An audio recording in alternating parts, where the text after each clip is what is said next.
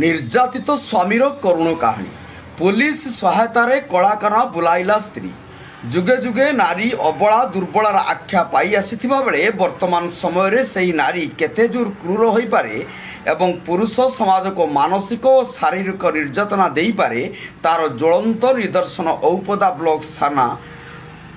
सरर महुमुहाण पंचायत गुहारीपदा ग्रामर देखा मिली। सूचना अनुसार उक्त ग्रामर भास्कर जेना एकमात्र पुत्र अभिराम अधा पाठुआ होई घरर प्रतिपोषण पाई पत्थर मूर्ति कारीगर भाव में निकटस्थ ग्राम रे काम करने सहित सुदूर गुजरात जाई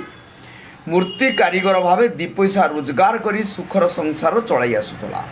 पुअर बाहाघर बयस हो घर को बहु आनी बहु रांधणा खाइबा सहित बार्धक्य सेवा जत्न पाइबार आशा रखी सोर थाना अंतर्गत सरशंख ब्राह्मणसाही ग्रामर वैकुंठ खिलारंक कन्या गीताराणी खिलारंक सहित 2020 मसीहा मे 8 तारिख रे वैदिक रीति विवाह कराई तेबे गीताराणी पूर्वर अन्यत्र विवाह करी पाखापाखि 1 वर्षर ऊर्ध्व स्वामी सहित रही कौन कारणरू मनमालिन्य जो स्वामी को परित्याग करी बापघर रोते। घटना संपर्क में जेना परिवार जानी असहाय भावी घर को बोहू करी नहीं आसी विवाहर 2 मास मध्य गीताराणी असल चेहरा सामना को आसीथिला। शाशु शशुर को निर्यातना देवा सहित स्वामी को मानसिक और शारीरिक निर्यातना दे आसुथिले। ना सावित्री जेना कौन है घटना वो हमको बहुत अवस्था हीनस्था करुच्ची 4 वर्ष है ढेर अवस्था कला आम ढेर शही शहीकी गाँव वाला भी कहती तुम जुआ थाना दायीदेव आम कहले आम झीटे तो आम गोटे डाही देवा ना आम शही शहीकी ढेर शैले शेषर पिष्टा गुहर पिष्टा पकेला बहुत किसी आमको हैरान हरकत कला। परिचय मो ना अभिराम जेना पिता भास्कर जेना ग्राम गुहिरापदा। कौन है घटना मु विवाह करी मो स्त्री सब बेले टर्चर करुच्ची बापा माँ को टर्चर कला भितर मु विरोध कला भितर सी जाकि बापा माँ को फोन करी आप शशुर कौटी सत्संग केबे विवाह करथिले 2019 मसीह कौन है घटना तापरे से आसला 2 मास पर झगड़ा झांटी आरंभ है भितर मुझे आडजस्ट करके चला भितर से संतुष्ट नहीं से सब चाहूँगी मत नहीं कि बाप घर रखला भितर मो गार्डियन को पैसा पत्र न दिए अलग करके रखे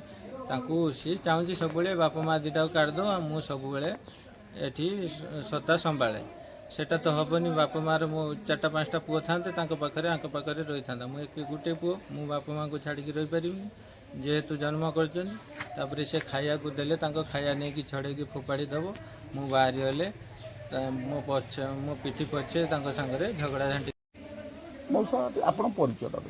भास्कर चंद्र जेना कौन है घटना घटना बोली कि पुओ को बाहर कर सरसंग 4 वर्ष आज है 4 वर्ष भितर से आमको जो मासे 2 मास भितर आमको सब बेले असुविधार पकाए खाद्यर विष्टा पकाए यही परिस्थिति नहीं कि ता भितर मझीर बहुत समाधान होता समाधान भितर सेदिन स्वामी स्त्री पाटिमुंड भितर एपरिकी खाइबारे विष्ठा मिसाई खाइबा को देइतिले सबु परे मध्य स्वामी अभिराम स्त्री को मन बुझिया पाई अधिकांश समय रे बाहर को बुलाई नेबा सहित निज पाखरे रखुतिले एपरिकी स्त्रीर समस्त डिमांड को पूरण मध्य करुतिले किंतु प्रकृति नैव मुच्यते भली गीताराणी घरे अधिकांश दिन रोषेईबास बंद करी खाइबा सामग्री फिंगा फपड़ा करुथिबा अभियोग होईछि। बारंबार बापघर को पलाई जिबा सहित शाशु शशुर सहित झगड़ा करने को नहीं किछि दिन पूर्व स्वामी स्त्री मध्य कथा कटाकटी हेबारु स्त्री बापघर को चली जिबा सहित सोर थाना रे अभियोग करिथिला। सोर पुलिस उभय परिवार मध्य आपस समाधान करने को चेष्टा करी मध्य सफल होई पारि नथिले।